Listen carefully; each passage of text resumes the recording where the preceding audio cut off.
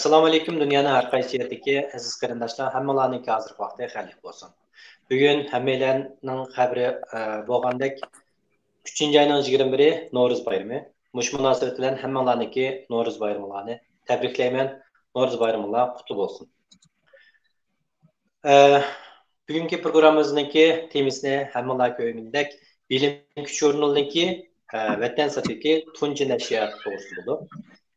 Vatan ichida 1980-yillarda nashr qilishga boshlagan Tabiiy fan ommabop bu jurnal afsus 2017-yili nashriyatdan to'xtab qoldi.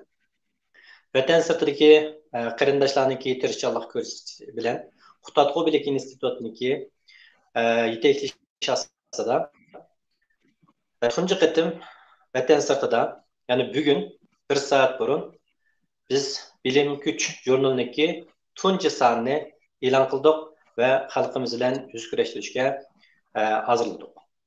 Bugungi bu programmamizniki asosiy maqsadi Bilim Güç jurnaliniki tarixini tunishib chiqish. Nima uchun 1980-yillarda ommabop tabiiy fan jurnali nashr qilishga boshlagan, kimlar tarafidan nashr qilishga boshlagan, qaysi xil mazmunlar asos qilingan, nima uchun 2017-yili nashriyatni to'xtab qolgan. Vatan sirtidagi bu qarindoshlarniki birlikka kelib, buni qaytadan nashriyatni boshlashga sabab bo'lgan asosiy omillar nima? Bu jarayonda qarindoshlarniki ko'rsatgan tirishchanligi, uchirgan qiyinchiliklari va bu jurnalniki kimlar tarafidan hazırlanganlık to'g'risida tafsiliy to'xtalib o'tamiz. Bunun asosiy maqsadi jurnalni tafsiliy tunishtirib chiqish va bundan keyingi jurnalniki uzilib qolmasligi va davomli nashriyatga berish uchun barliq qarindoshlarimizniki, millatimizniki bizni qo'llab bu jurnalga o'zininki yozgan har xil tabiiy fanga oid ommabop maqolalarni qo'llab o'rgatib bizni qo'llashni umid qilamiz. Unda olsa bu jurnal to'g'risida tafsiliy ma'lumotga erishishni xohlasanlar, diqqatinglar ekranimiz olsun. Bugungi bu suhbatimizga bu jurnalga yaqindan yordam bergan barliq qarindoshlarimizni taklif qildik. Albatta nurg'ulg'an qarindoshlarimiz bor. Ularniki vaqtini yetishmasligi yoki bo'lmasa programmamizniki vaqtniki intayiz bo'lish sababidan faqat har qaysi guruhdan vakil xarakterli qarindoshlarimiz qatnashdi. Unda olsa Abdulamet Qaraxon efendi bugungi mehmonlarimizni tanishtirib o'tdi. Abdulamet, marhamat. Assalomu alaykum qarindoshlar. Oldi bilan butun vatan ishchi sirtidagi Sharq Turkistonlik qarindoshlarimizningki Navro'z bayrami qutlug' bo'lsin.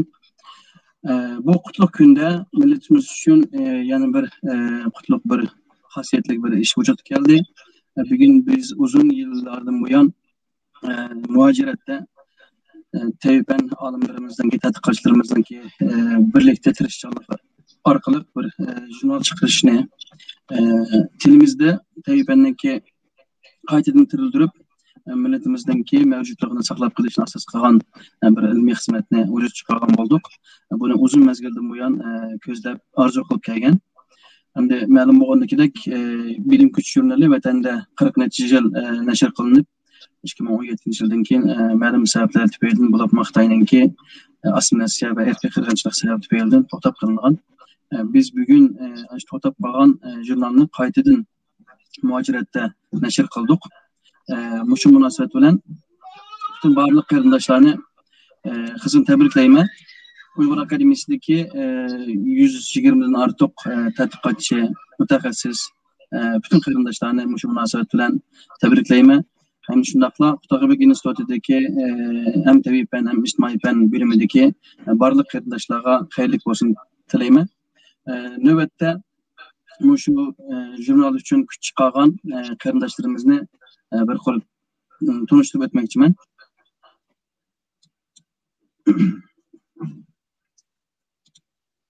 Aldılan bu jurnalni tashkillagan bu jurnalninki bugünkidek vujud chiqishda kuchlik rol o'ynagan jurnalimizningki bosh muharriri doktor Mamtibin Abbas efendini huzurunuzga sunmoqchiman. Hoş geldiniz Mamtibin Abbas muallim. Hoş bulduk. Selam. İkinci qilib Xutarbek institutimizningki müdiri Doktor Ablet Samet Efendi'ni hoş kelibsiz deb taklif qilmoqchiman.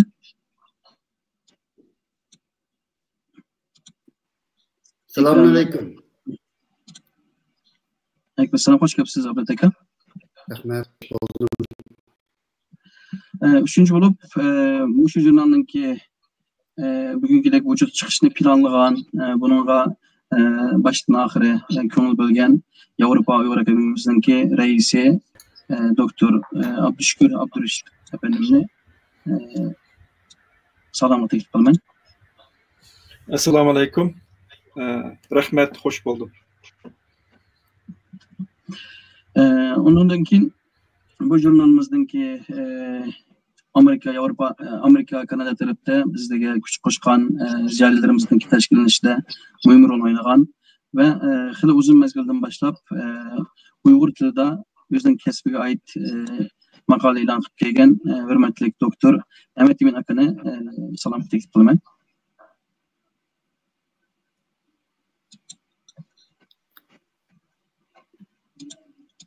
Avazınız hem de sözsüz bulalım. Assalamu alaikum qarindoshlar. Ahırda jurnalimizningki shu kungacha kelishiga ma'naviy jihatdan zo'q bergan, bizni davomida qidiqlab shu ishni qilishga turtkilik rol o'ynagan akamiz Doktor Qaysar Mejid akamizni salom taklif qilaman. Assalomu alaykum ko'pchilik. Alaykum salom. En ahırda bu jurnalimizningki edebiyat til jihatdagi ravonligini saqlagan, bu jihatda ter to'kkan singlimiz Mehray Osman xonimni taklif qilaman. Assalomu alaykum. Rahmat. Xush bulduk.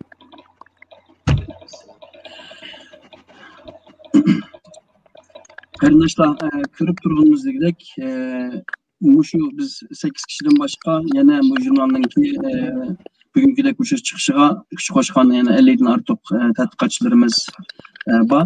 Ularga shu ekran oldida ko'pdan ko'p rahmatimizni, salomimizni aytamiz. Bo'libmi bu jurnalni eng oxirida shu yaqinqi bir oydan buyon uxlamay kecha kunduz tirishib bugünkidek uçuş chiqargan hurmatli doktor Qurbonjon Barat efendimni, yana Barat Achinok efendimni ko'pdan ko'p rahmatimizni bildiramiz.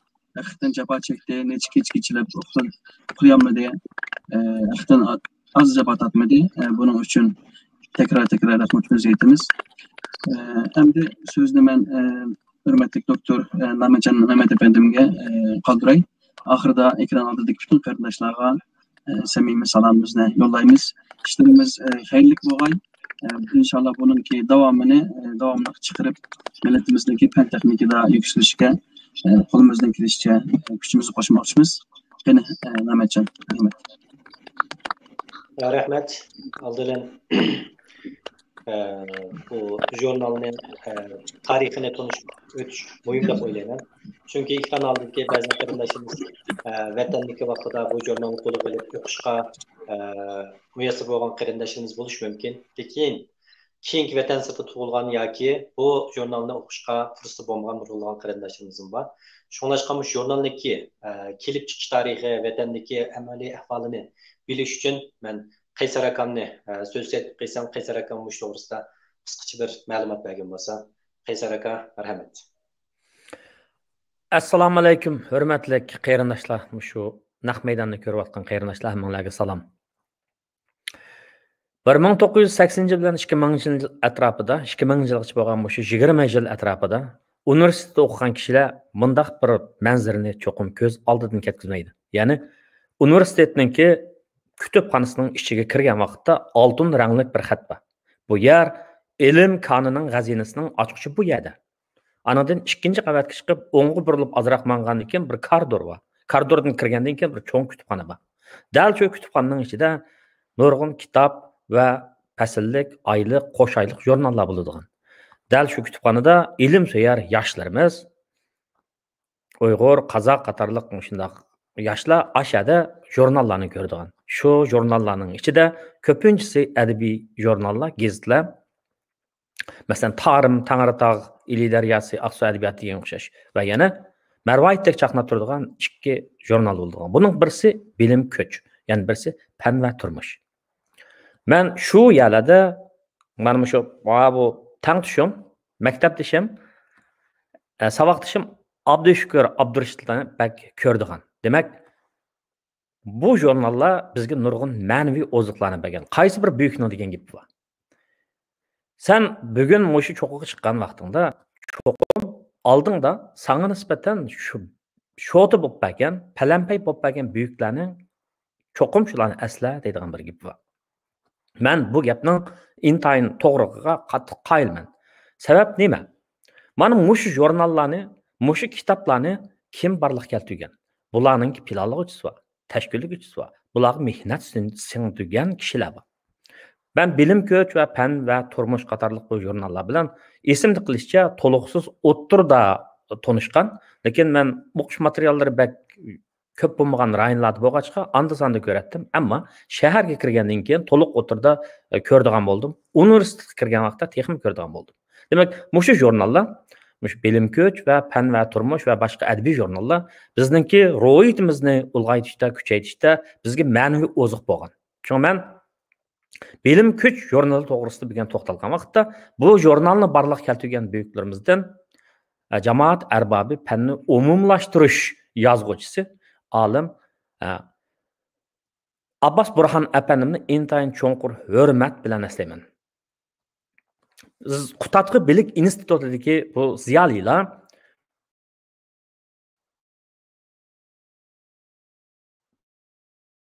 bu shu Vatan 2017 nashrini to'xtagan nashr qilish orqali chet elda biz nurg'un ma'nolarni, nurg'un narsalarni ko'pchilikka yetkazmoqchi bo'ldik. Ya'ni nima deganda, mana birinchisi, mana bu shundoq bizningki ilm elishimizga zarur kuchlarni yoki sharoitlarni hozirlagan buyuklarimizni aslash, ularning to'hpisini qadrlash va ularga minnatdorlik bildirish. Bularning ba'zilari o dunyoga ketib qoldi. Biz ularga Janob Allohdan jannat tilaymiz albatta. Shuning bilan birlikda bu tarixning uzilmas to'lqinida biz har birimizning, biz Uyg'ur yoshlarining ilm fanni kuch qilib, cho'qim fan texnikaga tayinib o'zimizga qudrat topqizishdan iborat cho'nglarning bizga yo'ritib bergan mashalani texmo yalqinlatish kerakligimizni ham deb o'tmoqchiman. Ayni vaqtda bilim kuch jurnalining barliq kelishida menga nurg'un ta'sirli voqealar. Men kishilarning degan gaplarga diqqat qilgan edim. Nurg'un ba'zi bir asrimda shuni men yozdim. Yana bir ko'pchilikka olmagan bir voqeani men ko'pchilikka tushundirmoqchi. Esinglarda bo'lsin. Kishilarning ko'nglida balkim bor. 80-yillar hamda Xitoyda madaniyat inqilobi, ya'ni mehnat inqilobi tugab, oliy maktablarga o'quvchi qabul qilishga taraddud qilinayotgan chog'lar. Ya'ni ishchilar, dehqonlar, askarlardan qaytgan deydigan. Mushundaq odamlarni qabul qilib, oliy maktabga bolalarni qabul qilgan chog'lar. Bu chog'da odamlar yangi yozishni biladi, ko'ni yozishni bilmaydi. Demak, bu yerda muayyan nuqtada ko'ni yozish bilinganligi uchun savodsiz qoladigan mushundaq bir ishlar bor. Dal shu vaqtda madaniyat inqilobida har xil batnomlar bilan tuvanga urib tushirilib, riyozat chekkan mushundaq ziyolilarimizni to'plab, xalq uchun foydali bir ishni, ya'ni bizningki Qutatqi bilik, baxt saodatlarning ochquchi degan bu kitobni yozuvchi bo'yimiz Yusuf Xos Hojib tashabbus qilgan insonlar tug'ilishlar buyuk va esil, ammo buyuklik va esillikni ifodalashga qanot ketdi. Bu qanot bilimning kilidi, ya'ni bilimlik buyuk bo'ladi, bilim egallash orqali buyuk bo'ladi degan mushu aqidaning varisi qiyg'ichi Abbas Burhan apandimga o'xshash bu zot odamlarni tashkillab deganimda madaniyat inqilobida ma'rif yo'q, ma'rif tugadi. Uningdan burunqi institutlarda, oliy maktablarda o'qigan bizning ziyolilarimizni yig'ib, akilib, tashkillab 80-yillarda bir o'yiningki, ya'ni bilimning kuch ekanligini, bu to'g'risida mazroq to'xtalma, bu ilmning kuch ekanligini jamoatga nur qilib taqtishda va buning nashr qilinib, kitob shu amaliy bir jurnalga aylanib, vücutga kelishida töhf qo'shgan Abbos Burhon apandimizning bundoq bir hikoyasini sizlar bilan o'rtoqlashman. Osmon Faxriddin deydigan bir kishi ayni vaqtda bu ustozimiz universitetningki fizik fakultetini o'qitishgan. Maynatin qavda zarbiga uchrab bir yeziq tushirilgan G'o'ljining yezisiga bilim kuch yo'lini tashkil qilgan vaqtda, ya'ni tahsil qilgan vaqtda Abbos Burhon apandim oldi bilan o'zi biologiya fakultetining o'qituvchisi bo'lsa-mi, o'zi planlagan, o'zi tashkillagan, o'zi yetakchilik qilayotgan mana mushu jurnalni ro'yobga chiqarishda Osmon Faxriddinga o'xshash mushundaq buyuk ustozlarimizni yiqqan gap. Bu yerda masala nimani tushuntirdi desa, bizning Qutatg'i birlikda Yusuf Sajib bobimiz degan ishning beshida shaxsiyatsiz, bilimlik, haqiqiy bir ishni vujudi bilan, mehr bilan qiladigan, ya'ni bilimlik odamlar mehribon bo'ldi. Mehribonlik bilan qiladigan odamlar bo'lgan vaqtda jamoat oldi qarab mangdo deydigan mushu xil aqidni o'zining ifodasida Abbos Burhondan topgan. Abbos Burhon apandim topgan gap. Ya'ni o bir misol bu. Osmon Faxriddin apandimga o'xshash shunday ustozlarimizni u odamning bilimini bilgan, u odamning qiymatini bilgan, u yerdan yig'ib akilib intayin sarxil bir qo'shinni tuzgan. Ya'ni mas'ul muharrirlik qo'ygan gap va boshqa yaxshi o'qigan o'tkir kishilarni yig'ib bilim kuch jurnalininki tahriri, mas'ul muharriri qilib ishlarga yetakchilik qilgan gap. Natijada yana bir ishlarning, yaxshi ishlarning maydonga kelishi sababsiz emas. Uni planlovchi bo'lish kerak. Vujudi bilan, butun vujudi bilan tashkillab, yetakchilik qilib, qon ter to'kish kerak. Xuddi hozirgi mushu bilim kuch jurnalining vujud chiqishida biz kimlarning qanchalik to'p qo'shganligini biz bilamiz. Shundaq fidokorlik bilan. Demak, buning natijasida biz ko'rib turgan bilim kuch va fan va turmushga oid shundaq jurnallarimiz barliq kelib, biz yoshlarga intayin zo'r ilhom bergan. O'zimizning tilida mushu xil aqidalarni, ya'ni tarixdagi aqidalarni Grek falsafalaridan tortib shunday gaplar bor. Aqlliq odam kuchli bo'ladi. Bilimlik odam bilimlik bo'lgan sari kuchli bo'ladi. Ya'ni odamda bilim bo'lgan vaqtda u o'zining ahvolini o'ngshalaydi. Bir millatda bilim bo'lgan vaqtda u o'zining ahvolini o'ngshalaydi. Ya'ni Fransis Baconning gapi bor. Ma'rifatlik millat hargiz qul bo'lib qolmaydi, cho'qim erkin bo'ladi deydigan. Mana mushu ideyani chaqnatishda bilim kuch jurnalini planni o'tirib qo'ygan, tashkillagan, ixtisosliklarni, mo'cha odamlarni yig'ib bir yerga akkagan, ustozlarni yig'ib bir yerga akkagan Abbos Burhon apandimga o'xshash buyuklarimizga albatta biz hurmat bildiramiz. Shuning bilan birlikda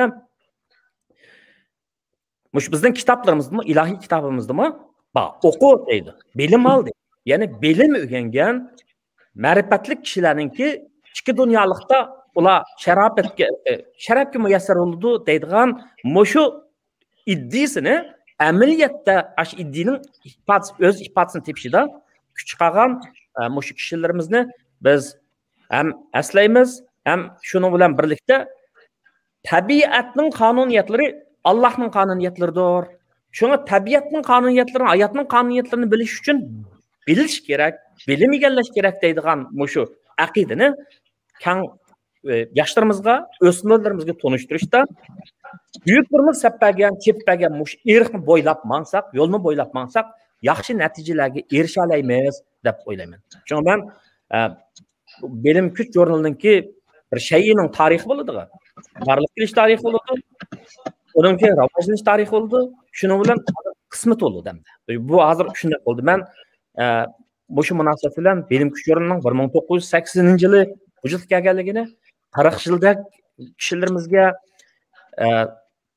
bilim ziyosini chachqanligini deb o'tish orqali Abbos Burhon apandimga, Osmon Faxriddin apandim qatorliq ustozlarga va shular bilan bir safda turib xizmat qilgan, keyin ashul bilim kuch jurnalida muharrir tahrir bo'lgan o'qituvchilar bizning fakultet o'qitish bo'ldi. Ya'ni oliy maktabda dars bergan o'qituvchilar bo'ldi.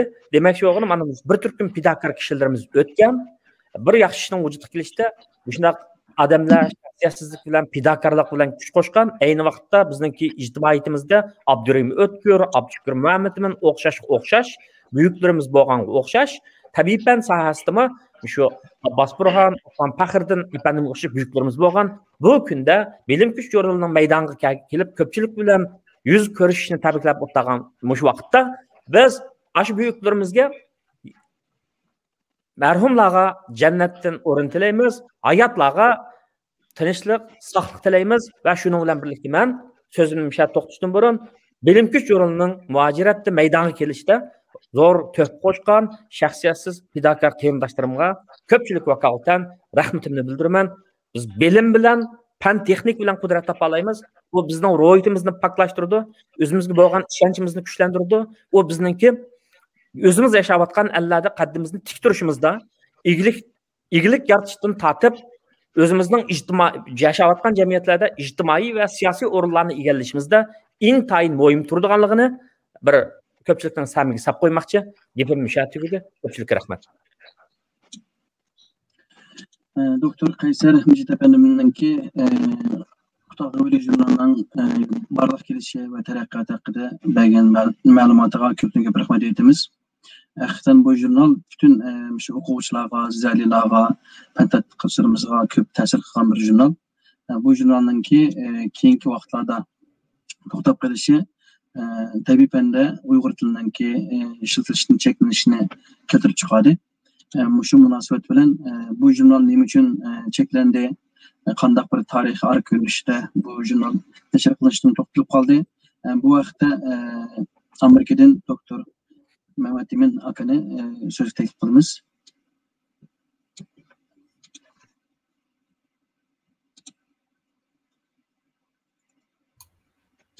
O'rinlashtirishga kuch chiqargan barliq qarindoshlarga rahmatimni aytaman.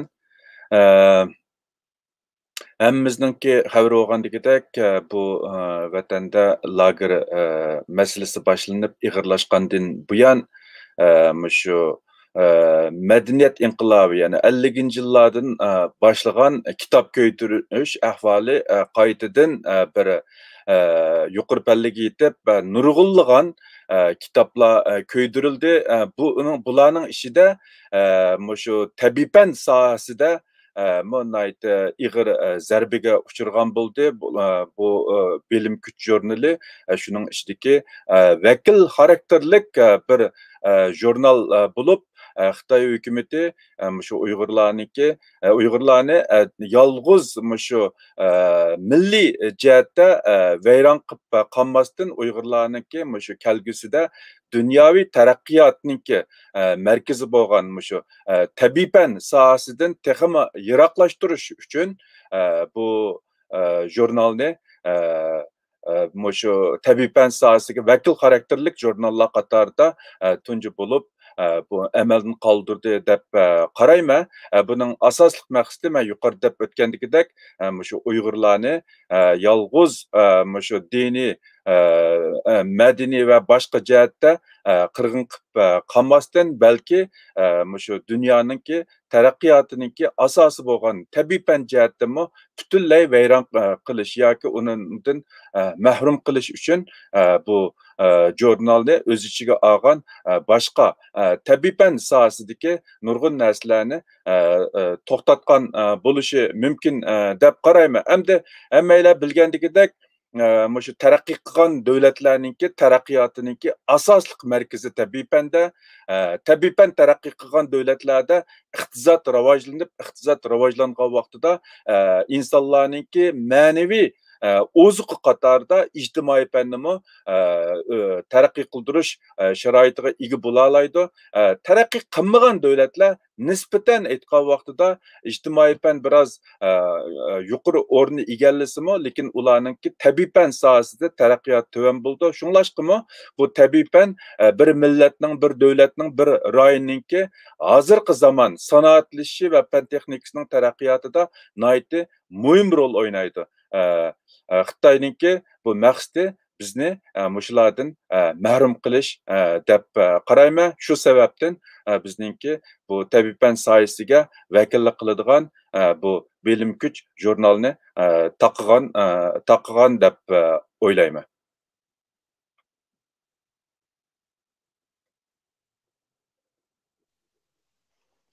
Ko'pdan ko'p rahmat Mamtiminka. Haqiqatan siz boya deb o'tib ketgandek bir millatniki mavjud bo'lib turishi, taraqqiy qilishi, dunyodagi boshqa davlatlarning oldida bo'lishida fan texnika intayin muhim o'rin turdi.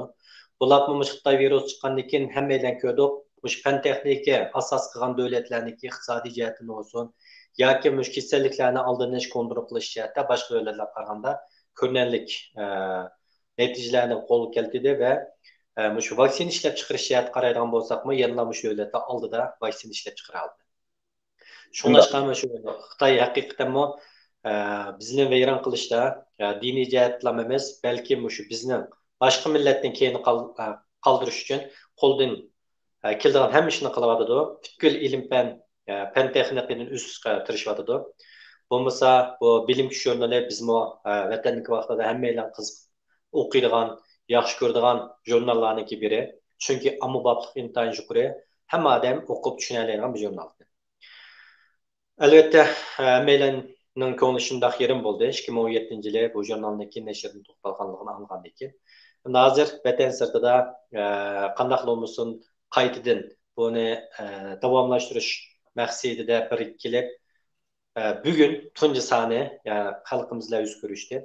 Endi bu jurnalniki vatan sirtida qaytadan o'ttirga chiqishda nima sabablar bo'ldi? Mush to'g'risida Shveysariyadan Abduşkar akamni so'zga qilsak, Abduşkar aka siz mush to'g'risida qisqacha bir ma'lumot bergan bo'ldingiz. Rahmat. Assalomu alaykum. Ekran oldidagi qarindoshlar. Oldi bilan hammalarninki Nuruz bayraminglar qutlug' bo'lsin. Biz bu jurnal chiqarish muzokarasini amaliyotda bundan 3-4 yil, balkim 4 yillar ilgari bir qancha qatim shu akademiyaninki ichida bo'libmi, shu tabiiy fan sohasida nima ishlarni qila olamiz, shu xalqninki sapasini o'stirish, yangini o'stirish, yangiliklardan xabar qilish haqida bir ishlarni qilsak bo'ladi. Bir qancha qatim muzokara bo'ldi. Muzokaradan keyin biz albatta bu jurnal chiqarish uchun kimlar kuch qo'sha oladi, qanchalik odam bor.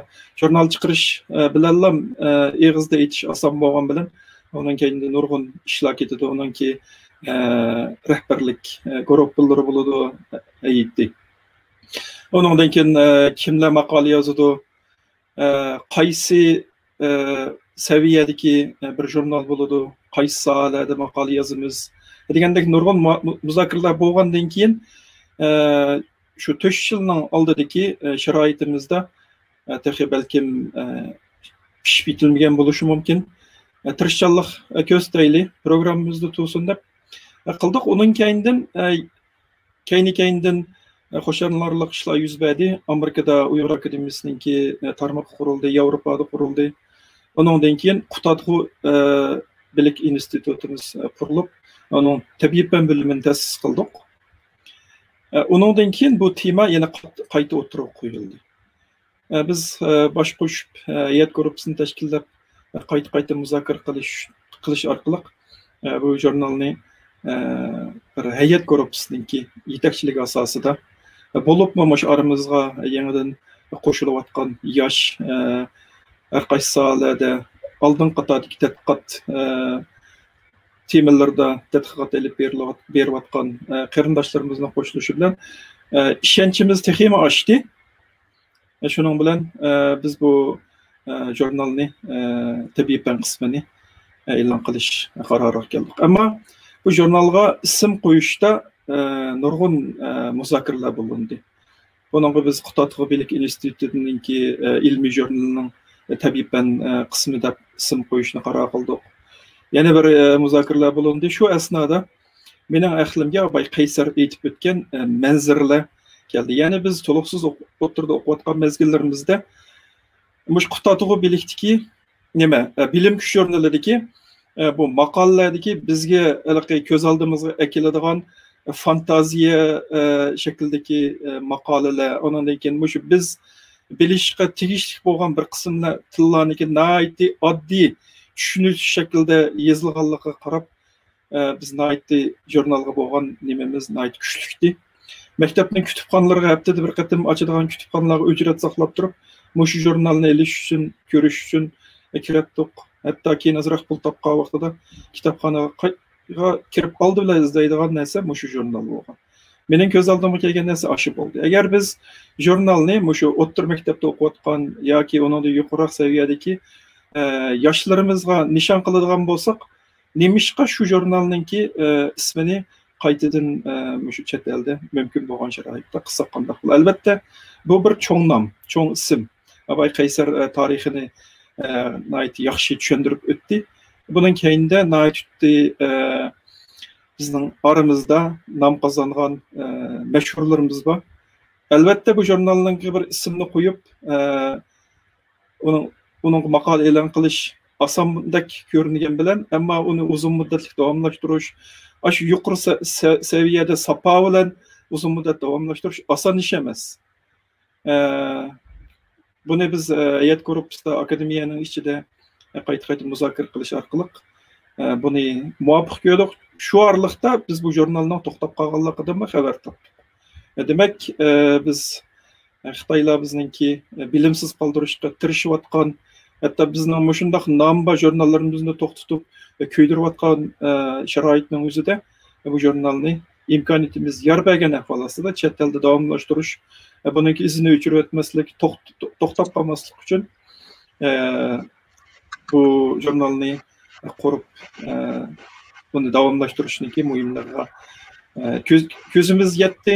Shuni bilan davomlashtiryapmiz. Mush munosabat bilan mush jurnalninki bugungi holatga kelish uchun kuch chiqargan, kech kunduz uxlamay ish qilgan hisobdoshlarimga bo'lgan minnatdorligimni ham rahmatimni bildiraman. Rahmat sizlarga.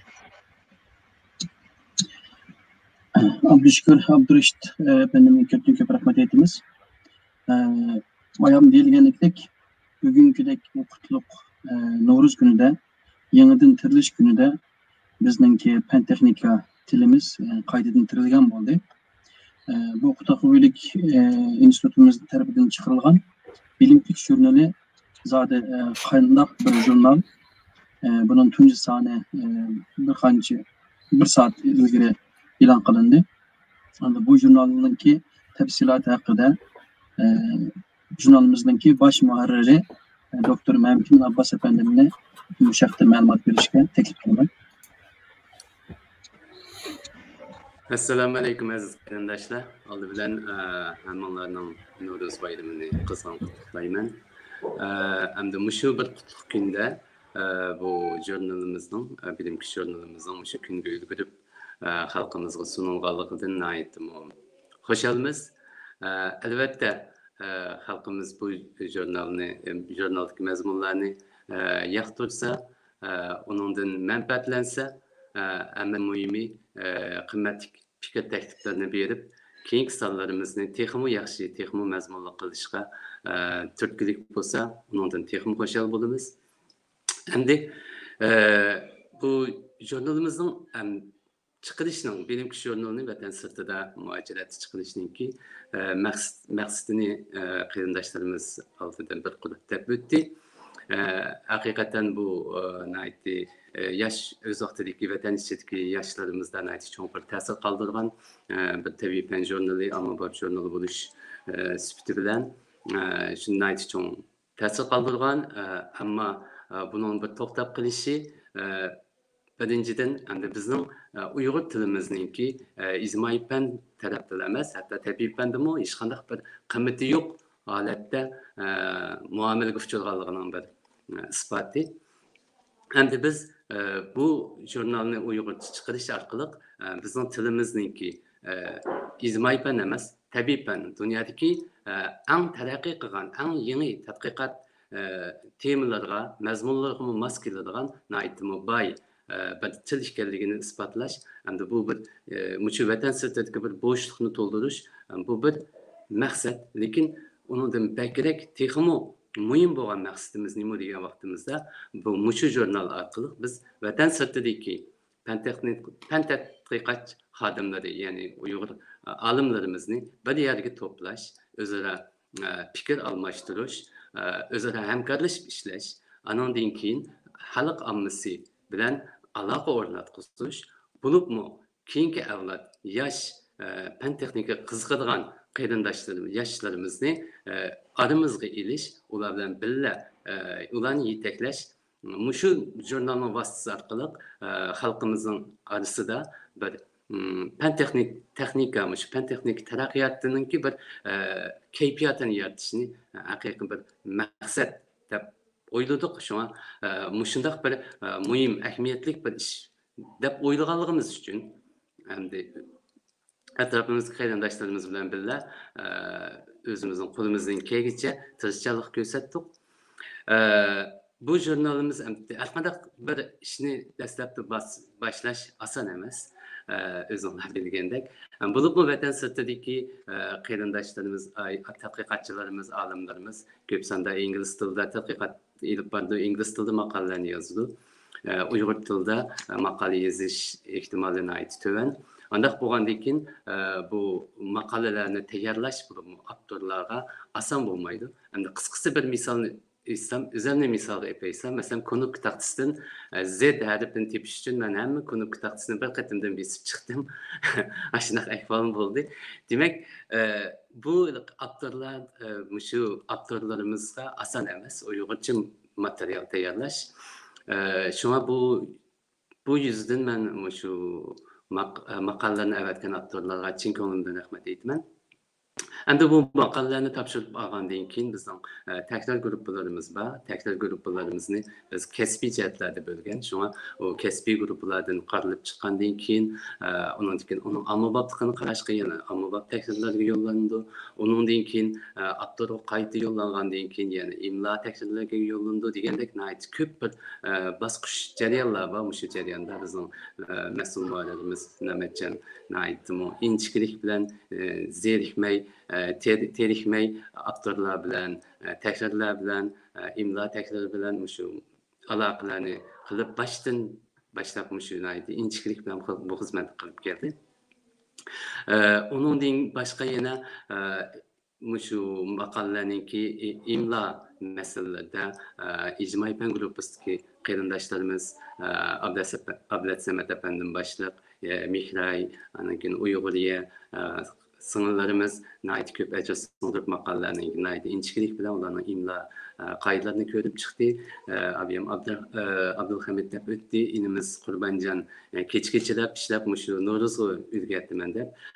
Bunun bət lay degen boldu. Şunda qılıb şu kollektiv tirişçiliklar bilan bu jurnalimiz hamda şu basqışda şu günde ro'yobga chiqdi. Agar shu kollektiv tirishchilik bo'lmagan bo'lsa, shu shaklda, shu vaqtda jurnalimizning xalqimiz bilan yuz ko'rish imkoniyati yo'q edi.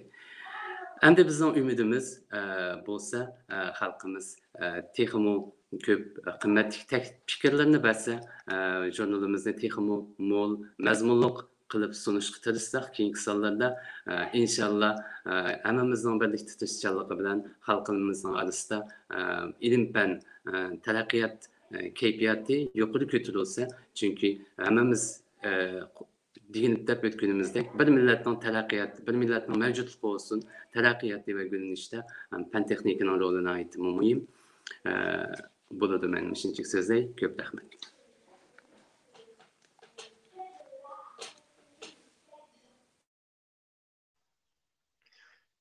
Köpten köp rahmet Məntiminka. Haqiqatan bu jurnalniki vücut çıkışıda nurg'ulg'an qarindoshlarimizniki shu zirikmay fikirni qabul qilib, albatta yangi boshlaganligimiz uchun o'xshagan fikrlarniki bo'lishi tabiiy ahvol. Ashuna ahvol ostidami yana bir-birimizga yo'l qo'yib, eng oxiri eng yaxshi bo'lgan fikrni qo'lgan asosda bugungi kunga keldik. Bunun da sizniki elbette baş tahrir bulaştığınız bilen her bir makalını tepsili görüp her bir makaldaki inçik hatalık olsun mu onu zirkmey yazıp bugünkidek yaxşı süpetli çıkışı da sizinki alayda rolunuz var. Etrafki barlık qarindoshlarniki memşunda. Endi buni deyishimdagi sebep biz mishada şu Uyg'ur tadqiqotchiligi yoki bo'lmasa her qaysi sahada izlanayotgan qarindoshlarniki mushu jurnal sababi bilan birlik kelishimizga yaxshi bir supa hazırlandı deb o'yladim. İnşallah bununla keyin texmo bu jurnalninki süpetli chiqishi, davomliq izchilligini saqlab qolish uchun yana bayağı sizlab o'tgandek barliq shu maqola yozgan qarindoshlarimizniki bizni qo'llashiga yana maqolani o'rgatish ehtiyojimiz var. İnşallah bu cho'qim yaxshi davomlashmoqda degan umiddaman. Unda bo'lsa shu jurnalniki hamda başlaştın ta bugünkü yani ilan kılgan kadar nurgulagan jarayon bo'ldi. Biz hesap 2020 yılınki 5. aylarda başlagan bolsakmı bugün ilan buluşkan nisip bo'libdi. Muşu jarayonda biz qandaq yollardan o'tdik. Muşu to'g'risida qisqachalam hemen to'xtalib o'tay. Albatta bu jurnalga maqola kelgandan keyin baya mamnunman deb o'tib ketdi. Biz muharrirlar yoki tahrirlar yetib tahrirlar ko'rib bo'lgandan keyin maqolaniki muvofiqlikqa qaraymiz oldindan. Chunki bu ommaboplik bo'lishi intayin muhim. Ba'zi vaqtda bir kasbiy yozib bitib qolsa, boshqalar tarafidan o'qib tushunmaslik mumkin-da. Biz agar ig'ir yozib bitib qolgan bo'lsa, avtorga qaytarib berib, buni mumkin bo'lsa, ammo o'qiy olgan shaklda yozishni talab qildik. Undan keyin bizning guruhda o'tgandan keyin tahrirlar yetidan, uning kasbiy tahrirlar yetib Mesela fizik tahrirler yeri qalsa ular öğretimiz məhsul tahrir üzünki grupdaki tahrirler öğretip ularniki fikirlerini alğandan keyin abdur qaytarıpmiz abdur üzünki fikirler bəgin kasbiy tahrirlarning bəgin fikirlerini o'zgartirish to'g'ri o'zgartirdi. Yani o'zining fikrini saqlab kelib qolsa, nima uchun saqlab qolish to'g'risida tushunch berdi. Undan keyin biz yana ikkinchi bir qatim ommaboplikni tekshirish uchun başqa kasbga bir tahrir yollaymiz. Mesela fizik kasbidagi bir maqola o'qib qolsa, tibobetdagi yoki bo'lmasa ijtimoiy fandagi boshqa kasb qarindoshlar yolladik. Ularning fikrini olgandan keyin ba'zan tushuniksiz yerlar bo'lib qolsa, yana avtor qaytarib berib, avtorlarniki tahrirlarni o'rtaq maslahatlashi bilan ommabop tillarni tanlash orqali eng oxirida til tahririga, ya'ni grammatik jihatdagi to'g'riliqi, undan keyin tilniki ravallıqı, imlaniki to'g'risi jihatdan biz imloga o'tib, imladan keyin ya'ni avtorniki tuzishi eng oxirida qarab chiqqandan keyin oxirida shu e'lon qilishga tayyor qilindi. Endi bu jarayonda albatta biz mana tunji qatdan boshlaganligimiz uchun ba'zan tajribamizniki kamchilik bo'lishi sababdan ba'zan xatoliklar bo'ldi, ba'zan qiyinchiliklar bo'ldi. Bu jihatdan ba'zan biz avtorlarning bir qatim maqola bir qancha qatim tuzishga majbur bo'lgan ahvollar bo'lib qoldi. Mush munosabat bilan bizga maqola o'tgan, mushunda ahvollarga yo'liqqan barliq avtorlardan kechirim so'raymiz va ularga ko'p rahmat aytamiz. Albatta bu jarayonda hamma mushu tahrirlash qatnashgan har qanday bir tahrir hay'atiniki pek cho'ng to'pisi va roli bor. Chunki maqolani texnik sifatli qilish, shundaqmi ommabop bo'lishi bek muhim. Hatta bir maqolani biz ommaboplik bilan qaramaymiz, cho'qim ilmiylik bilan qaraymiz. Agar ilmiylik darsi bo'lib qolsa, bu maqolani biz qabul qilmay avtorlarga chiroyli shaklda tushuntirib berdik. Endi eng oxirgi, ya'ni bizning qiylangan narsamiz shu til jihatida qiylandik. Hammalarningdek vatan sirtida o'qigan ekanmiz, magistrlik va doktorlikni. Undan keyin vatan sirtida yashaganligimiz uchun boshqa tilda maqola yozib o'zimizning ana tilda maqola yozmaganligimiz uchun shu maqola yozishda til qo'llanishda bek jiq jafo tortdik. Buni yig'ishda albatta shu ijtimoiy fan guruhidagi Ablat akam, undan keyin Uyg'uriya singlimiz, Mihray singlimizlar intayin ko'p chiqadi. Bular bo'lmagan bo'lsa, balkim bugungidek ravon bir maqola o'tirishga bo'ladi deb qarayman. Men shu imlo yoki shu til tahrir to'g'risida Mihrayni so'z taklif qilsam, Mihray shu jihatdagi o'zininki 5 yilni o'tgan yoki tajribalarini bizga tushuntirib bersa, chunki bundan keyingi avtorlar nimalarga diqqat qilish kerak, maqola yozganda qaysi xil imloni qo'llansa bekrak yaxshi bo'ldi. Balkim keyingi maqolalarniki bekrak yaxshi sifatli kelishiga foydasi bo'ladi deb o'ylayman. Mihray, marhamat. Assalomu alaykum, hurmatli qarindoshlar. Bu qatimliq birinchi jurnalning imlo grammatik tehditini buldum. Bu cihette imla, cümle kurulması, cümlelerin aralığı, makalelerin mezunlukdaki cihetten tehditler çıktı. Jurnalga maqolalarniki maqolalarni ko'rish jarayonida shularni etib berdi. Avtorlarning ko'pinchisi Namirjon olib o'tgandek vatan sirtida o'qigan yoki uzun yani vatandan ayrılıqdan uzun bo'lib ketgan, xizmat qilayotgan o'g'illar uchun ana tilidan ayrilgan bir muhiti bo'lganligi uchun Uyg'urcha maqola yozish haqiqatan qiyin to'xtatdi, chunki bularni til jihatdan ko'rib chiqishimizda intayin endi ko'rib berdik.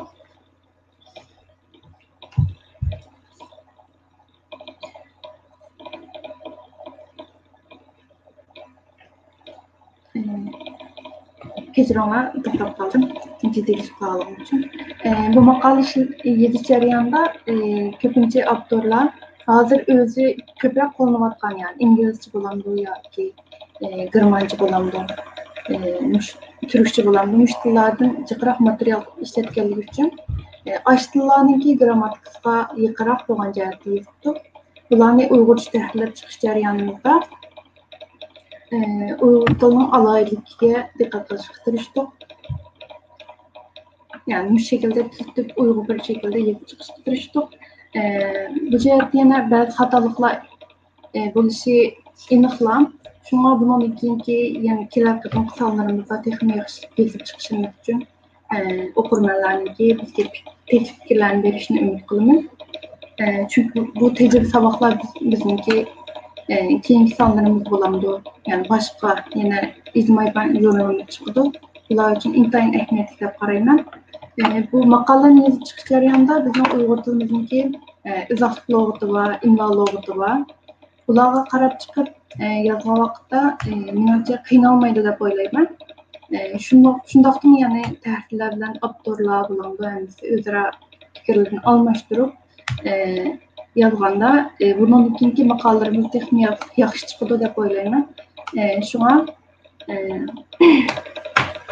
avtorlarning Uyg'urcha maqolalarni texnik ko'p o'qib chiqishni, anadagi o'qirmanlarning bularga yaxshi fikrlarni berishni umid qilaman. Rahmat sizlarga.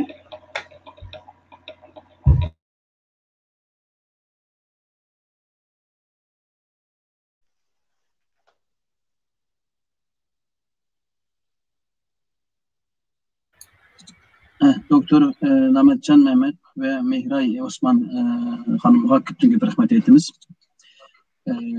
Jurnalınki tili ve terakkatı yo'liqqan masalalar haqida tafsiliy bir izohat berdi. Endi qarindashlar, bu jurnal qaraygan bo'lsak, muajiratdagi tavifandagi oldin qatorda naytı utuq qozongan tadqiqotchilarimizningki bir yerga kelib chiqargan bir jurnali. Endi bu jurnalninki muajiratda nashr qilinishi bir tarixiy bir voqea. Bizningki fan texnika tariximizda yaqinqi zaman naytı ahmetli bir voqea deb qarashga bo'ldi. Bu vaqtda institutimizniki mudiri doktor Avlet Samet efendimni ko'z qarashlarini ilishish uchun sahnaga taklif qilaman. Rahmat. Assalomu alaykum. Oldi bilan bugünkidek güzel bir günde, yani Nevruz günümüzde bu güzel sovg'atni jamoatchiligimizning bulup muajiratdagi qarindoshlarimizni diqqatiga sunib, bizni cheksiz suyundigan Qutalqulik institutimiz tabiiy fan gruppasidagi ziyolilarimizga chin ko'nglimizdan rahmat aytamiz. Sizlar biz azaplangan, ko'nglimiz yerim, yurtimizdan kelayotgan, üzülmey kelayotgan her xil azaplı xabarlardan nima qilishimizni bilolmay qilayotgan mushundaq paytda sizlar bizga umid berdinglar, sharaf berdinglar, nima ish qilishimiz kerakligini yana bir qatim ko'rsatgan bo'ldinglar. Bu qatim vatan sirtida tunji qatim tabiiy fan sohasimizda bir jurnalning e'lon qilinishi, bo'libmi bilim, kuch degan temada e'lon qilinishi bizga yukarıda dostumuz da ötkendek, sözde ötkendek her saatın, her cihetten ilham, teselli hem güç bağışlaydı. Bu jurnalın meydana çıkışı ve öz ana tilimizde meydana çıkışı ziyalilerimizin allakaçan chet ellerde öz işimizni özümüz kılıp, öz işimizni özümüz bayan kılıp, öz işimizni özümüz teşvik kılıp, öz işimizni özümüz düşünüp birbirimizge ilham verip ütäleydiganlygymyzdyn ýene bir ispaty. Demek bizning tilimizni yo'qotaman degan odam yoki bir hökümet, yoki bir jamiyat, yoki bir qandaqdir bir zo'r kuch bizning bu aqlimizni bizden alanmaydı. Çünkü mana bu qitim bir ýerge jam bolgan 50 dan artyk tabip ben ziyalilerimiz ve bularga her wagt yardımlarını aymasdan birlikte hemkarlaşıp işleşip tayyor bulup durgan 50 dan artyk tabip ijtimai ben ziyalilerimiz bir ailedek birbirini kollap, birbiriga ilham berip, mana şunday şereflik bir işine vücut çıkarıp, hem çoğun işlerini kılışkı yana tayyor işkenligini körsetdi. Bu ziyalilerimizin vatan üçün, millet üçün texmi köp işlerini kılışkı ne kadar takazza buluvatkalığının ifadesi. Biz bu qitimki jurnalni tahrirleş Körüş jarayonida bu men ahir qitim bu keyinki 3 günden beri dastlabki bir gün safar ustida boldim, keyinki 2 günden beri körüş jarayonida men bu jurnalga maqala yazgan, jurnalniki her bir kichik cho'ng ishlarga ko'ngil bilgan, mush sorunda o'tirgan ve bu sorunga erip ketganlik uchun, charchab ketganlik uchun qatnasholmay qolgan bir qator qarindoshlarimizni bu yerda haqiqatan aslida bir-birlab tilga ilishimiz kerak edi. Lekin ularning kamtarligi bizga yana bir qitim bundan isil ishlarni qila oladiganligini, bundan isil ishlarni qilganda andan keyin sahnaga chiqib biz bilan ko'risha oladiganligini ko'rsatib turibdi. Men bulutmi bularning ichida mush oxirgi qitim mush keyingi ishki kechini men bilan birlikda o'tkazgan. Ya'ni Angliyada turib kech kunduz mush jurnal uchun ishlagan. Hatta men yerim kechida o'tganda uxlab qolgan chog'larimdimi ishini to'xtatmay atdigan soat 8 da uyg'ongan chog'imda yana ishini davomlashtirib atgan Qurbonjon elimizga rahmat aytaman. Mana bu shunday jasur, jasoratlik, ijtihodchan yoshlar bor ekan, biz demak biz texnik cho'ng ishlarni qila olamiz. Muajiratda shunday bir jurnalımızın chiqishi yuqorida deb o'tganimizdek nurg'un savollarga javob bo'la oladi. Muajiratda shunday bir jurnalımızın ana tilimizda chiqishi bizning ana tilimizda hech kim yo'qotolmaydiganligini, ana tilimizning texnik taraqqi qilganligini ko'rsatib berdi. Bizning tadqiqotchilarimizning bu maqolalarni o'z ana tilida yozishi bulutmu nayt qiyin hisoblangan tabiiy fan sohalarida ve yeni sohalarda yazalishi, o'ylaganlarini, tadqiqot natijalarini o'z ana tilida ifodalashi demak bizning haqiqiy tadqiqot safarlarimizning endi boshlanayotganligini ve bundan keyingi sonlarimizda texmi güzel, texmi ma'nilik, texmi cho'ng natijalarni jamoatchiligimiz bilan o'rtoqlasha oladiganligimizning ifodasi. Albatta bizni eng xush qiladigan yana yillar o'tgandan keyin, yana 30 yil, 40 yil o'tgandan keyin mushu ajdodlarimiz nima ish qildi deb bizning mushu yerda yashagan, bizning yana muajirat yashayotgan Xudoyim u vaqtimi qolmasmiz, qolgan vaqtlarimizni vatan, yurt ichida o'zimiz xohlagandek temalarda jurnallarni chiqarib, tabiiy fan, ijtimoiy fandan erishgan chet ellardagi tajribalarimizni vatan ichida bizni taqozolik bilan kutayotgan qarindoshlarimiz bilan o'rtoqlashganimizni isto'g'ay. Shu bizning qarindoshlarimiz, bizning avlodlarimiz ishonmanki yillar o'tgandan keyin bizni unutmaydi. Bu şereflik işini unutmaydı. Bundan ilham alıp texnik çoğun işlerini kılalaydı. Ben sözüm bu şeye kelgende küçükün bir kısa bir hikayeni sizlerle ortaklaştım ba. Ben bir neçe yıl burun Türkiye'ye verip Başbakanlık Cumhuriyet Osmanlı arşivide bir kısım arşiv materyallerini gördüm. Bunun içinde 1860 yıllarda Hazırki Lübnan'da bir poçtxanada işleyen bir yurtdaşımız bu yurtdışımızga sultan tarafından verilgen bir mukafotning arxivi var. Bir betlik bir arxiv. Uningda şu pochtaxonada ishlagan vatandoshimizga bir cho'ng mukofotning berilganligi yozildi ve sultanning tamg'isi besildi. Bu material şu yerde saklanıvatıdı. Bu sultan yani bir imparatorlukning sultanları nima için bizning yurtimizda musafir bo'lib kelgan bir qarindishimizga shunday mukofot berdi. Balkim bu kishininki yaratgan u vaqtdagi natijasini hozirgi informatikda eng yuqori saviyadagi kompyuter saviyalari bilan selishtirish balkim ortiqcha bo'lib ketar balkim, ammo men balkim shu bir boshlang'ichda deb o'ylab qolaman. U kishi nima ish qilgan desak, şu vaqtda şu kishi shu pochtaxonada ishlagani boshlagan chog'da bu telegraf mashinasi yangi kashf qilinib, u vaqtda telegraf mashinasiga ishlatilgan qog'ozni bir qatim ishlatgan bo'ldi ekan. Bu kishi u pochtaxonada o'zi tadqiq qilib shu yurtdishimiz, Qashqardan kelgan shu yurtdishimiz shu qog'oz shunday bir qog'oz yasab, o qog'ozni dastlab 2 qatim, undan keyin 8 qatim, keyin 18 qatim, keyin 20 qatim ishlatgan bo'lganligini isbotlab chiqib shunday bir natija yaratgan ekan. Shunday bir qog'ozni ijod qilgan ekan. Agar biz diqqat qiladigan bo'lsak, bugungi kompyuterda bizningki bir narsani yozib qo'yib, uni sonsiz qatim ko'chirganligimiz, ko'paytirganligimiz balkim ashunday bir boshlang'ichni boshdan kechirgandi. Ya'ni biz bugun dunyoning nerede bo'lsak, u yerda agar natija yaratsak, uni shu yerdagilar xotirlaydi.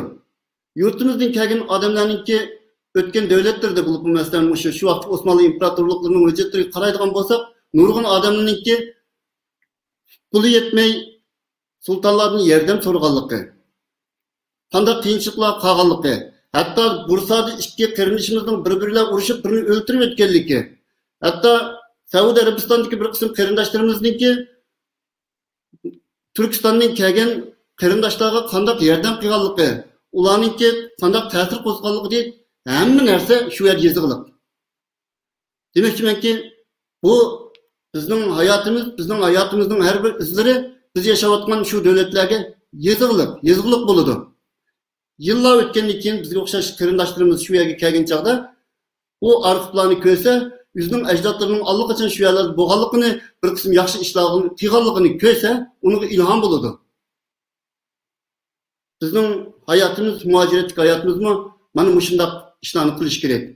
Bugungi bizning bu yerda o'rtoqlashayotgan qo'shqavrimiz mana shunday yana bir ishning vujudga chiqqanligi. Ishonmanki, bundan keyin o'rtaq tirishchiligimiz bilan bo'libmi tabibdan guruhidagi qarindoshlarimizning, ziyolilarimizning, olimlarimizning her sohadagi o'rtaq tirishchilik, hamkorligi va ijtihodi bilan texnik cho'ng natijalar vujudga chiqadi.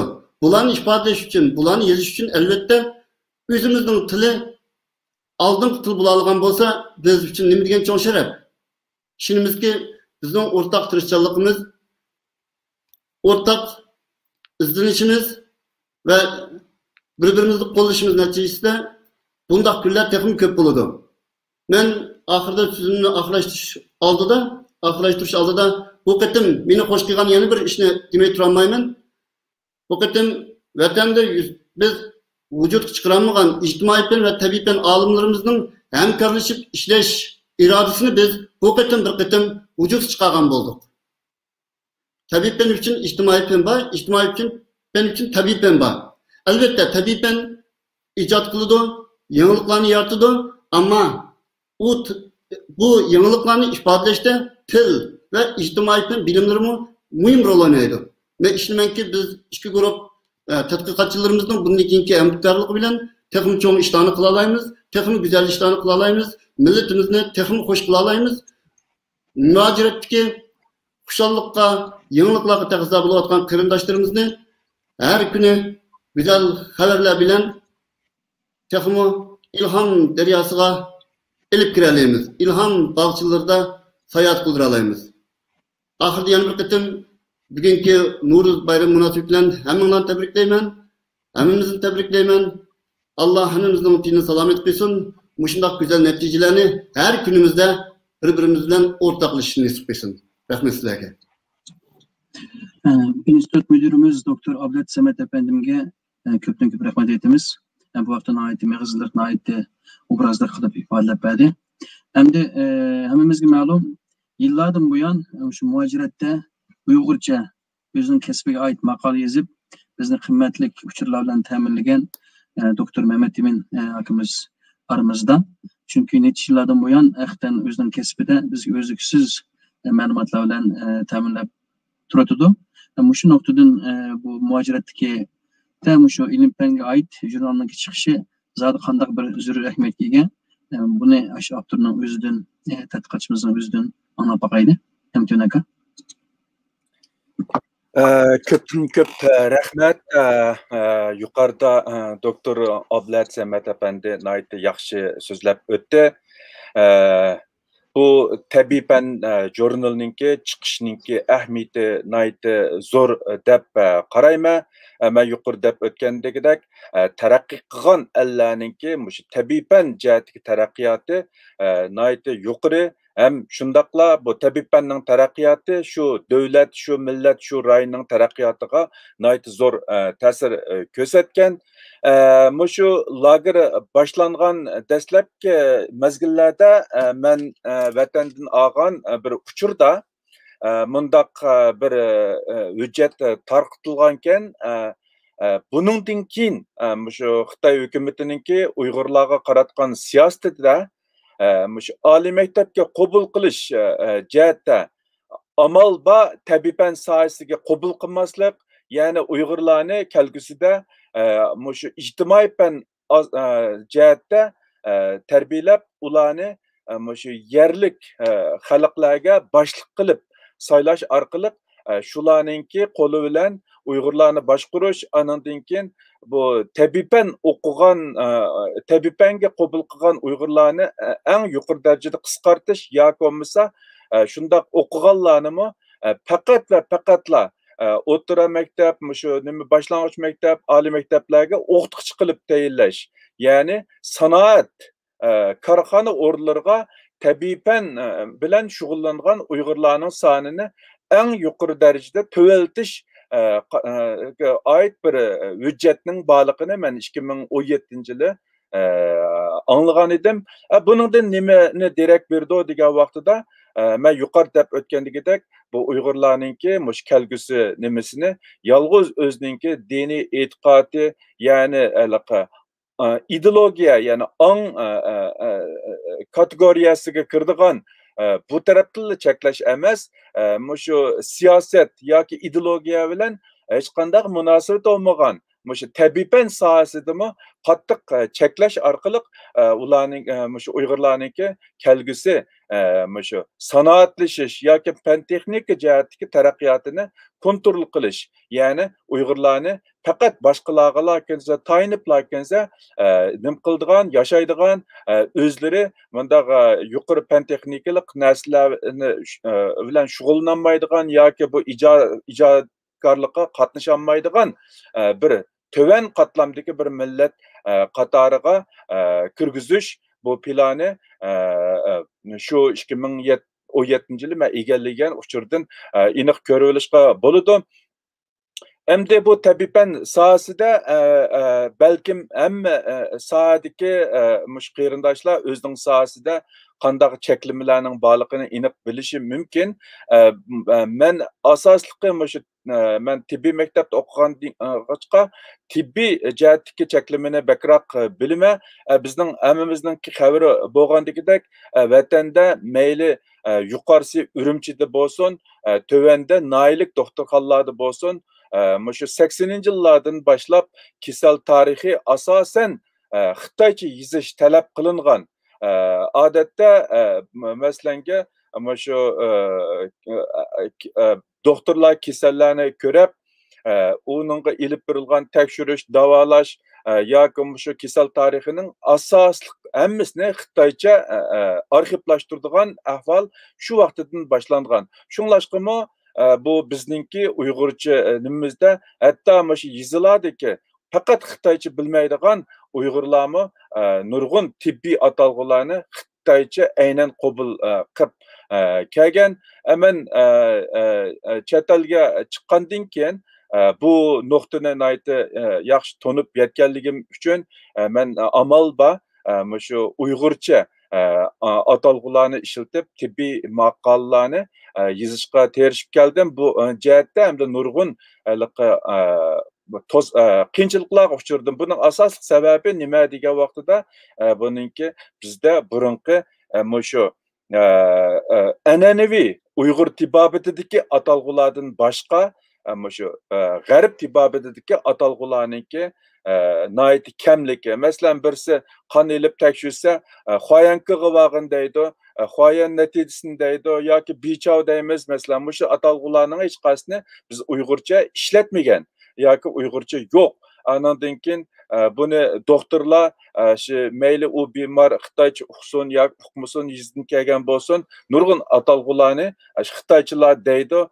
Ularniki ko'pinchisi uni tushunolmaydi. Tushunolmagandan keyin o'zininki sog'lomligiga bo'lgan savodlarga yetarli erisholmaydi. Hamda bu xil ahvolni o'zgartirish uchun cho'qim shu Uyg'ur tilida yozilgan shu tabiban kategoriyasi kirdigan har qaysi sohadagi shu bilimlarninki bo'libmi bak ommabop tilda yozilgan bilimlarninki keng tarqalishi bizningki millatning umumyuzlik universal sapasini ko'tarishda nayta muhim deb qarayman.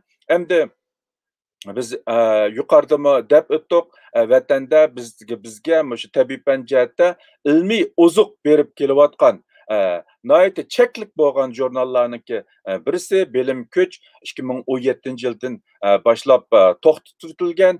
Bu jurnalniki 4 yildan keyingi bugungi kunda chet elda shu qaytadan o'tirg'a chiqishi bu nayta zo'r ahamiyatga ega.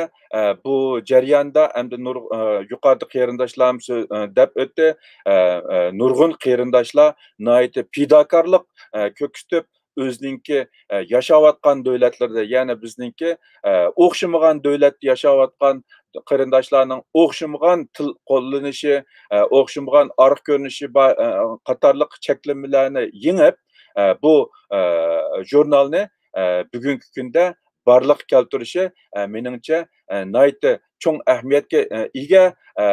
Shu munosabat bilan men bu jurnalninki barliq kelishiga kech kunduz vaqtini chiqarib fidokorlik qilgan qarindoshlarga bo'libmi yuqorida tilga ilingan Qurbanjon Barat qarindishimizga alohida rahmat aytaman.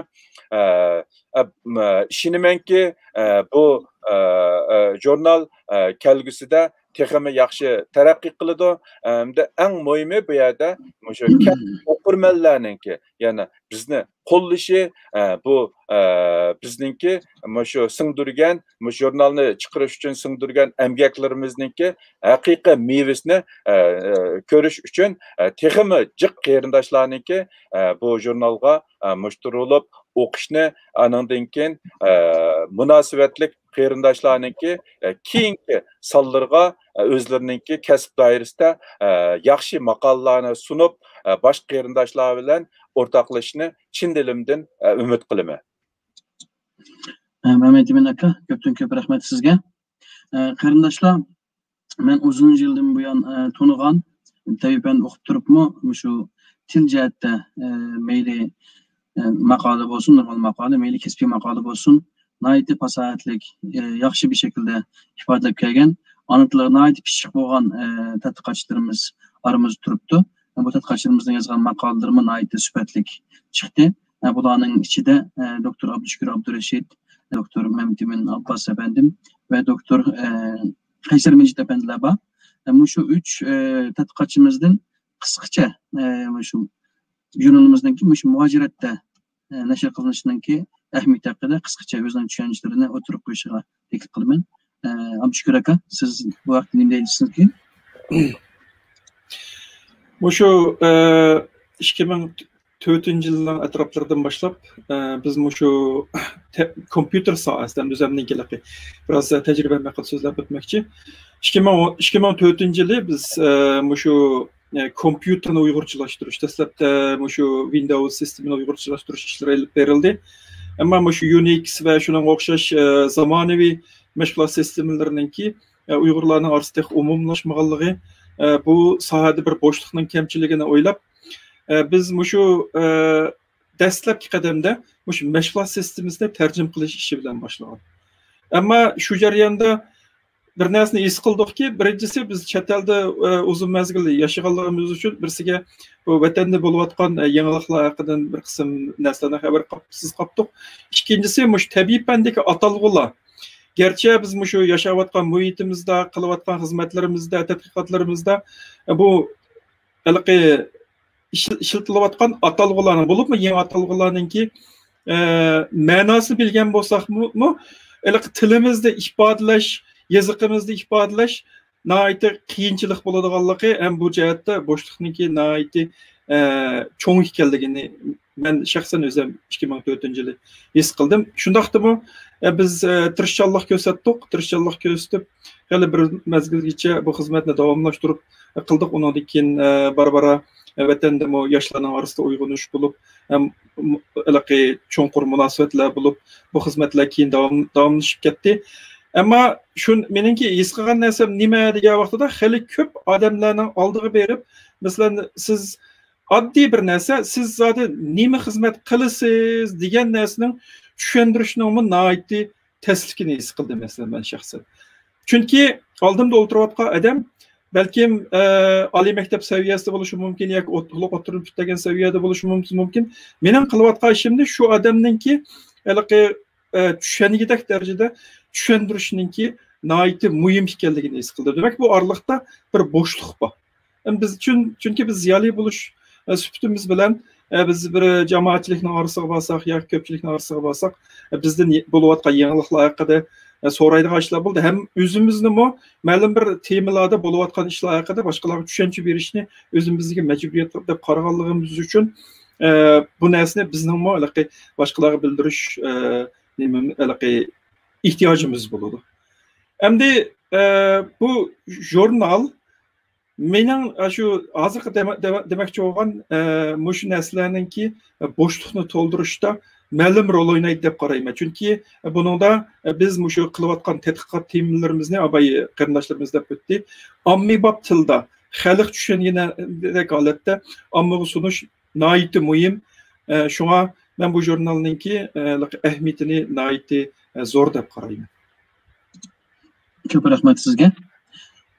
Endi men Timin Abbos muallim, siz shu jurnalningki bosh tahriri, sizningki ijtimoiy taratqularda ham yozgan akademik maqolalaringizda til uslubingizdanki tilga bo'lgan boyliqingizning naqadar mo'l ekanligini ko'rib yetdik.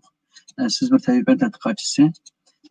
Hamda shu jurnalimizdeki muhaciratda nashr qilinishi zodi qanday bir tarixiy ahamiyatga ega bu haqda tushunchangizni so'zlab bergan bo'lsangiz. Abim asosan ahamiyatini so'zlab o'tdik. Endi pekrak muhim bo'lgani ma'no nisbatan endi bu asarlarni avatgan avtorlarimiz shu sohada shug'ullanayotgan avtorlarimiz tadqiqotchilar endi shu har qaysi maqolalarda shu tadqiqotchilar o'zlariningki aloqalash adresini maqolaning keyinda qo'yib qo'ydi. Endi uni qo'yib qo'yishdagi maqsad boshqa maqsad emas. Nima degan vaqtimizda shu asarlarni o'qigandan keyin shu sohaga qiziqqan yoshlarimiz yoki ota-onalarimiz bo'lsa farzandlarini tabiiy fan sohasida, tadqiqot sohasida yetaklashni umid qilgan ota-onalarimiz bevosita shu avtorlar bilan aloqalashib fikr almashtirsa, shu fursatda yoshlarimiz shunday bir yetaklanish fursatiga ega bo'lsa, menimcha bu jurnalning shu hozirgi xalqimizga qo'shilgan kichik bir to'kisning birisi bo'ladi deb o'ylayman. Men shunchalik. Ko'p rahmat, ko'p rahmat. Endi Qaysar Mejit aka, siz bir iqtisod fanlari doktori, ammo sizningki bu ijtimoiy fandagi adabiyotchilikni qilishmaydigan bir yozuvchilik qobiliyatingiz bor ekanligini ko'rib yetdik. Siz bu shartda jurnalimizningki muajiratda qaytadan nashr qilinishiga qanday qaraysiz? Buni ahamiyati zodi nima?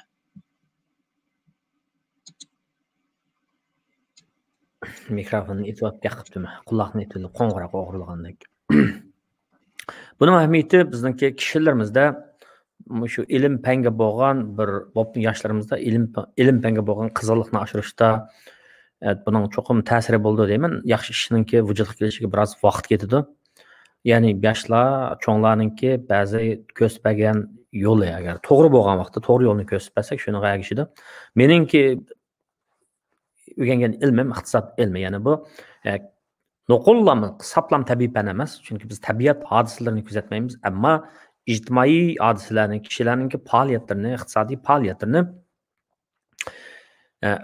shu tabiiy fandagi ba'zi usullardan foydalanib kuzatamiz. Masalan, son miqdorliq analizi orqali kishilarning iqtisodiy faoliyatlari haqida mo'ljallash ilib boramiz, hisoblash ilib boramiz, har xil modellar orqali. Demak, bu yerda tabiiy fandagi shu kuzatish va ma'lum ma'noda aytgan vaqtda tajriba, bu tajriba tabiiy fan sohasidagi nuqul o'yining ichida turib, har xil uskunlardan foydalanib tajriba qilish emas, balki ijtimoiy tajriba. Masalan, ma'lum bir mahsulotning bahosini 5% tushadiq bilan 6% tushadiq deb tajriba qilsak, bu ta'minlashga qanchalik talabga qanchalik ta'sir ko'rsatadi deganga o'xshash. Mana bu shunday bu ya'ni kirishtirma fan mening iqtisod ilmi-chi. Ammo iqtisod ilmidan iborat shu fannimi kishilarga yaxshi yetkazishda, o'zimizning ona tilimizda ifodalashda bizni qiyinchilik duch kelamiz. Ya'ni cho'ng bir bo'shliq bor. Men shu bilim kuch yo'rinlar orqali keyingi sallarda maqola sunish orqali va boshqa qarindoshlarning maqola sunish orqali iqtisod ilmidagi ba'zi so'z atalg'ularni, kasbiy atalg'ularni xuddi kichik baliq bo'lmoq yugursa obdan singadi. Shuning o'xshash singishlik qilib bersak deb o'ylayman. Masalan, diminishing marginal utility deydigan bir ingliz tilida. Ya'ni ajizlab berayotgan marginal unum deydigan shunaqa bir hukm bor. Mushu gapni bizning tilimizda desak, nihoyatda uzun ketadi. Ham bu gapni bir hukmni tushuntirishga to'g'ri kelsak, Uyg'ur tilida bir gap bor tushuntiradigan. Masalan, asalni yeyversang aman tetiydi deydigan gap.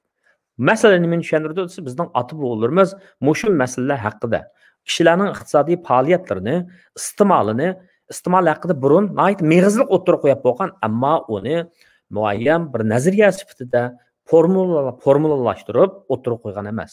Endi bizning oldimizdagi bir masala iqtisod sohasidagi shu masala nima desa, o'zimizning iqtisodiy faoliyatlarini zamonga mos holda o'zimizning tili orqali ba'zi so'zlarni moslashtirib, tuzib, o'lchamlik shaklda kishilarga xuddi kichik baliq bo'lmoq bo'lgandek yaxshi tushuntira olsak, kishilarning bu ilmni tushunishga va o'zining ish harakat faoliyatlarida, iqtisodiy faoliyatlarda yaxshi tanlash ilib berishga nisbatan bunday zo'r foydasi bo'ladi deb qarayman. Chunki biz zamonaviy dunyoda yashayapmiz. Texnika, iqtisod, bu til, bu nihoyatda muhim. Ya'ni nima uchun texnikani o'rganamiz? Texnikani o'rganish orqali biz kuchli bo'lish, o'zimizni yuksaltirishni o'ylaymiz. Taraqqiyot degan nima? Taraqqiyot degan bizning har xil yashash, har xil tanlash faoliyatlarimizning imkonlarimizning kengayishi. Buni biz texnikaga tayinmiz. Robert Solow deydigan danliq bir iqtisodshunos bor. Bu iqtisodshunosning iqtisodning ishish modelidimi texnikani muhim o'rin qo'ydi. Demak, fan texnik xodimlari bilan, ijodiyat bilan insonlar, ya'ni jamiyat yashayotgan insonlar emgak kuchining o'rtasida muayyan bir bog'lanish bor.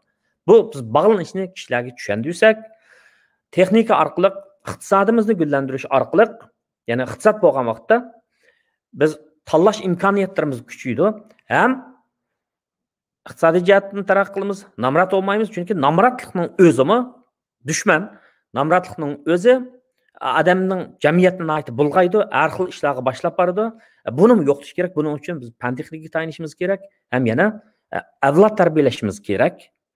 Planlar xuddi abayman deb o'tgandek, Abbos Burhon apandim bilim kuch jurnalini ta'sis qilgan vaqtda eng sarxil odamlarni yig'ib akilib, chunki askarlar jasur bo'lsa, qo'mondan aql bo'lsa, bu jangda cho'qim yengil bo'ladi. Biz shunga o'xshatsak buni, mush bir turkum fidokor, jangovar ilm egillarini yig'ib har qaysi sohadan mush jihatda biz o'zimizning tilida turmush tilidan sirt kasbiy tilni texmi deyitsak, kishilarga leksiya orqali, dars orqali, kitob yozish orqali so'zlashsak ham uni amaliyatimizda masalan mening birinchi sonda e'lon qilingan chaqnashga tegishli kishilarimiz yoki yulduzlarimiz degan o'sha asrimda shuni dedim korxonchilar bilan fan texnik xodimlarini zidlashtira olsak har ikkisining ortiqchiligini bir nuqtada kesishtira olsak u chaqda muajiratdagi uyg'urlarninki ro'y kayfiyatida nurg'un quruq gap oz bo'ladi umidvorlik ko'p bo'ladi nurg'un yaxshilar vujudga chiqadi deb qarayman shuning uchun tirishsaq bo'ldi rahmat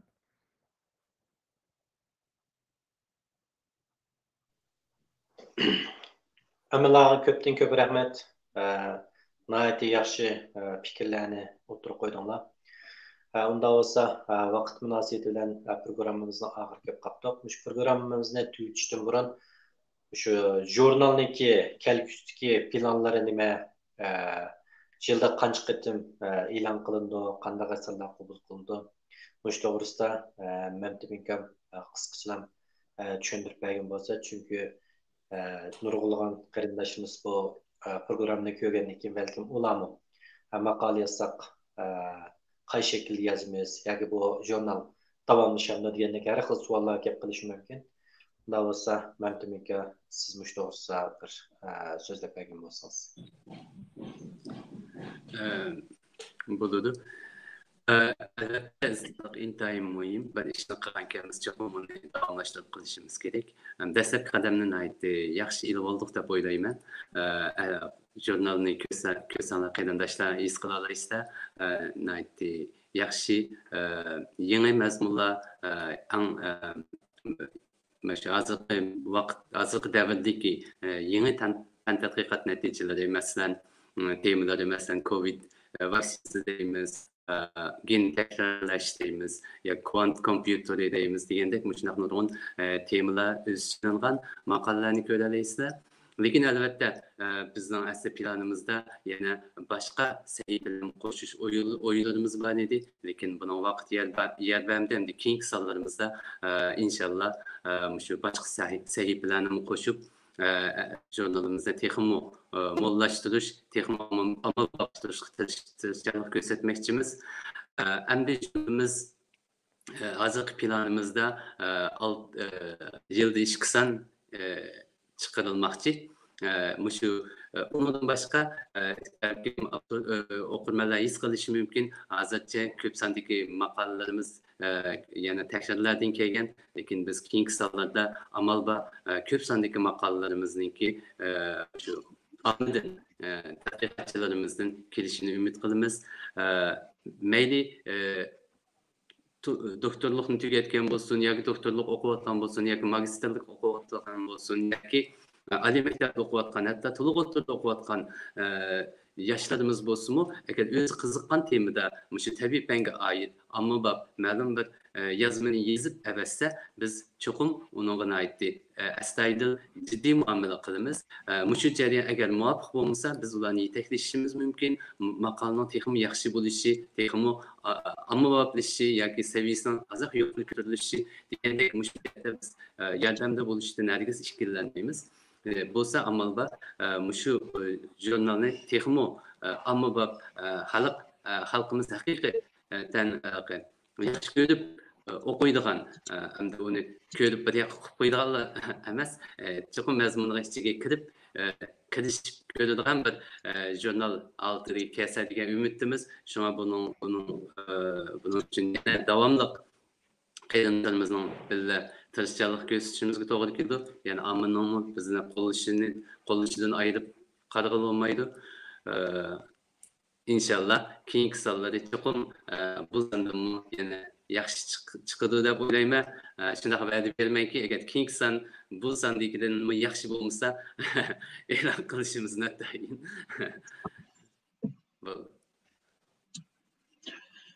Doktor Mamtimin Abbas Vodimga bizning bosh tahririmizga ko'pdan ko'p rahmat. Jurnalni davomli chiqarish uchun bundan keyin boshqa tadqiqotchilarimizdan, qarindoshlarimizdan bizga davomli asar yaratib turishini umid qilamiz. Oxirida xulosa ustida xulosa qilishdan burun institut mudirimizning Abrat Samat apandani qisqa bir so'z qilib berishga, intayin qisqa bir xulosa berishga taklif qilaman. Bugünkü söhbetimiz hakikaten ahmetlik hem yanılıklar bilen to'lgan bir söhbet oldu. Hammalarga rahmet. Bu söhbetimizge iştirak qilgan, Iraklarda anlayotgan, ko'ngil bilgen her bir qarindoshimizga rahmet. Men xulasini bir iltimos bilan ifodalashni texim arzu qilyapman. Chunki bu jurnalni tahrirlash jarayonida biz atalg'ular masalasining nihoyat qiyin bir masala ekanligini his qildik.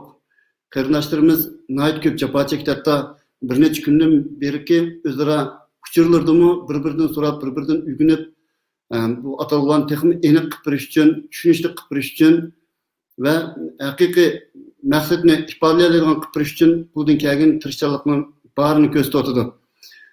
Mening bu yerda demoqchi bo'lganim bu bizning faqat ijtimoiy fen yoki tabiiy fen guruhimizning ham jurnali emas, bu Uyg'ur xalqimizning jurnali. Muacirat yashayotgan har bir qarindoshimizning bu jurnalning yaxshilash uchun nasib qo'shish, bu jurnalni qo'llash, bu jurnaldagi kamchiliklarni birlikda tuzatish mas'uliyatimiz ham vazifamiz bor. Shunday qilganda biz o'zaro tushunishadigan, o'zaro bilishadigan ve bundan keyingi adam ajdodlarimiz, avlodlarimizga texnik tushunishlik bir jurnalni qo'yib ketalaymiz. Yuqorida Mamtun apamning aniq tafsil etdi. Bu jurnalga her vaqt sizlarning yetishinglarni, tadqiqot natijalaringlarni, o'rtoqlashishinglarni ve şu orqali dunyoning har qaysi joylaridagi olimlarimizning, ziyolilarimizning texnik cho'ng hamkorlik ichida moslashib yurtimiz ve halkımız için hassa qo'shaoladigan bir fursat yaratishini umid qilaman. İşimizki bizning o'rtaq tirishchiligimiz bilan bu jurnal texnik muvaffaqiyatli bo'ladi. Texnik mazmunliq, texnik yangi uchurlar biz bilan o'rtoqlashiladi. Oxirida yana bir qatim bugungi so'rinimizga ishtirok qilgan, suhbatimizga ishtirok qilgan tadqiqotchilarimiz, muharrirlerimiz, yetekçilerimiz, tecrübelik bu yerdeki yetekçilerimizge köpten köp rahmet etmen. Hemminizde jafo çektiğinizde sizlerge texnik köp neticem yeniliklar yer olsun. Rahmet sizlerge.